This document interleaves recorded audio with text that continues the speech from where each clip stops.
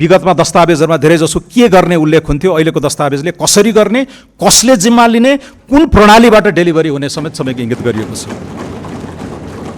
सुशासनलाई सायद पहिलो पटक नारा मात्र होइन, मापन गर्न सकिने प्रत्यक्ष परिमाणका रूपमा परिभाषित गरिएको छ। डिजिटल लेखापरीक्षण, कार्य सम्पादन, सम्झौता, नागरिक ड्यासबोर्ड, डिजिटल ट्र्याकिङ, एकपटक विवरण दिए पुग्ने प्रणाली लगायतका कुराहरू र 100 वटा एप जति चाहिँ नागरिक एपबाटै उपलब्ध हुने जस्ता कुराहरू र यो डिजिटल भन्दा पनि धेरै कन्फ्युजन भएको हुनाले यसलाई पनि हामीले टुक्रेर एउटा विश्लेषणात्मक चाहिँ आवरण दिएका छौँ। एउटा ई गभर्नेन्सको खम्बा, अर्को डिजिटल सर्भिस डेलिभरीको खम्बा र तेस्रो चाहिँ डिजिटल इकोनोमीको खम्बा। एकअर्कासँग अन्तर्आबद्ध छन् तर कहिलेकाहीँ यिनीहरू पृथक ढङ्गले पनि अगाडि जान सक्दछन्।